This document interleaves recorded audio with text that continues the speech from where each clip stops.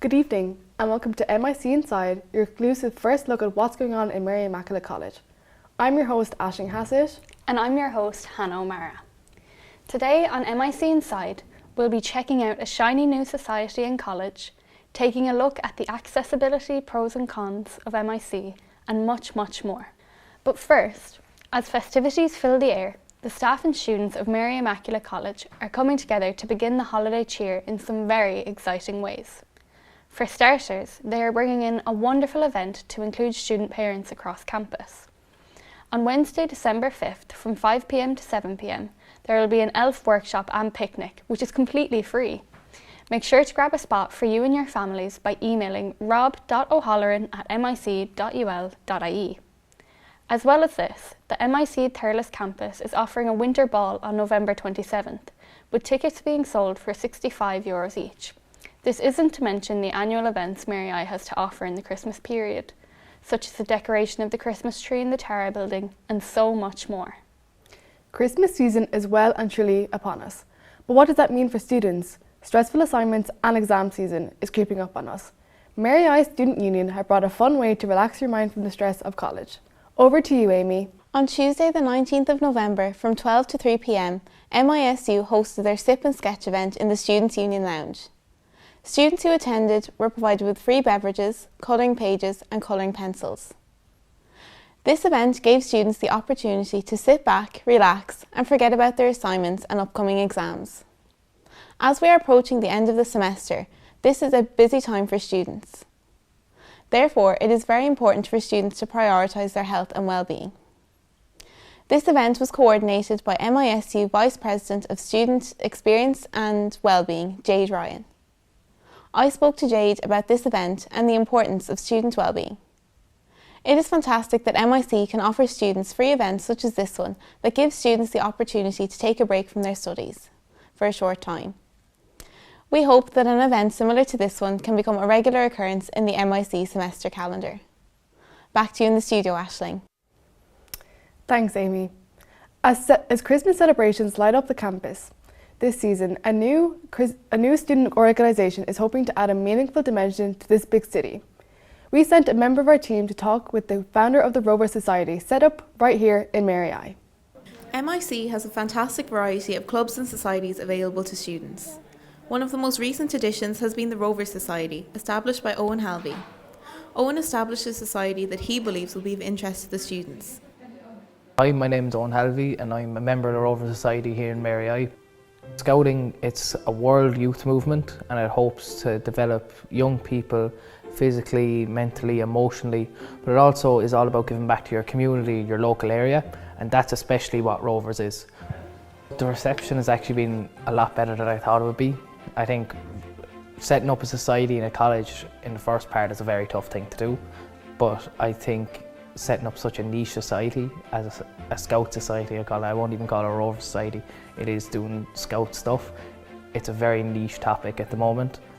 But what's a nice thing is that we've actually gotten people in who aren't scouts, which adds to the whole, we're all developing together as a society. We have new people, you have experienced people all coming together to try work with the scout movement.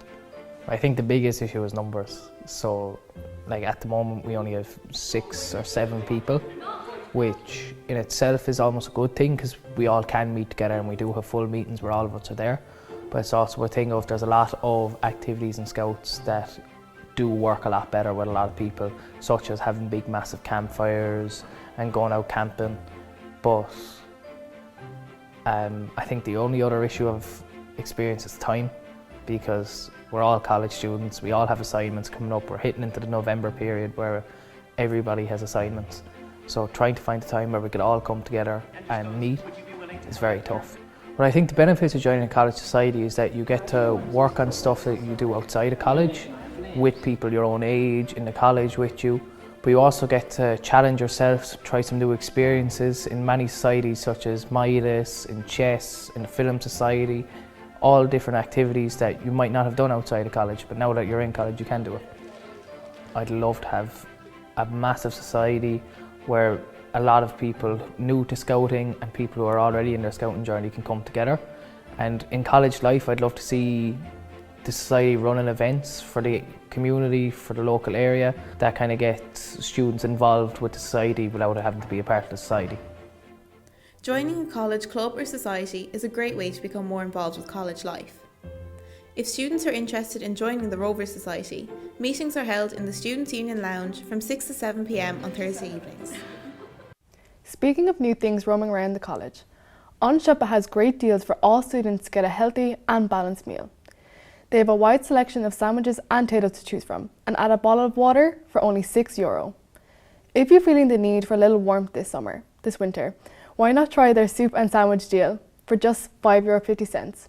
Recently, they've added protein microwavable meals to the list of delicious food to purchase for only €5.25. It's the perfect pre-gym meal. Not only are these delicious choices, but also a cost-efficient one for students struggling to save money while at college. Most people need a little sweet treat to get you through the stressful college day. And Shoppa has you sorted with the shelves stocked with SOS treats every Tuesday. I know where I'll be going after this.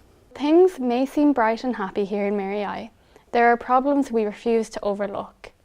Making college accessible for everyone is something that is often easier said than done. We sent Aisling down to talk to the students of Mary I about what they thought of the accessibility here on campus.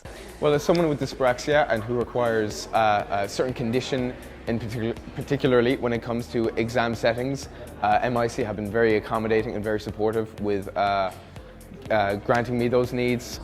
I think the accessibility is quite good. Personally, I think there could be more accessibility, especially for people with wheelchairs. There are some places on the campus that are more difficult to access with a wheelchair. For example, this AV studio that we're in now, it's a lot more difficult to get here when the outdoor lift isn't working because you have to take a much longer route to the class and therefore you end up being late to the class. And there's also a hill involved when you have to take the longer route.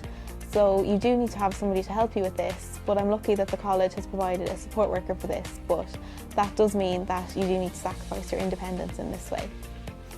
The main issue I face with elevators and ramps in the college is the lifts being out of order, because obviously that makes life a lot more difficult for me because you have to find another route to the class because you still have to be present in your classes regardless of whether the lifts are operating or not. Another issue is the outdoor surfaces around the campus. Some of them, particularly around the Tower building, can be a little bit uneven. So this can also make getting to class difficult because you have to be able to navigate around these issues. The classrooms and lecture halls, in my opinion, could be designed a little bit differently to make them easier to access for people with wheelchairs. Because in the lecture hall specifically, you do need to sit at the front, in the front rows, which can make it quite isolating because people tend not to want to sit in those rows. So you tend to be on your own a lot of the time when you're in the bigger lecture halls. So I think if something was done about this, it would be a lot more inclusive for people who are wheelchair users. The staff at the college are very accommodating, I believe, and they're always willing to help in whatever way they can. Especially in my experience, if rooms aren't accessible, they'll speak to me about it and they'll make sure that something can be done to fix this. So as I use a wheelchair for college, I realised that public transport wasn't an option for me as it wouldn't be suitable. So I contacted the college before I started in first year, and they told me that the Access Office would be able to provide a wheelchair accessible taxi for me. So luckily this has been provided since I started in first year and will continue to be provided for the duration of my time in the college. In my opinion, everything appears to be in order in terms of evacuation procedures. The college does have evacuation chairs installed, and we had a recent fire drill and I didn't experience any issues with this process. I believe that the college has been extremely accommodating in my experience anyway, apart from the few small points that I've mentioned earlier. They've been really good with providing a wheelchair accessible taxi, providing an educational support worker for the practical elements of getting to classes, and also providing a suitable exam centre that is wheelchair accessible, because all of these things just take the worry off my mind and make my college experience a lot easier and more inclusive. Accessibility on campus goes beyond just buildings.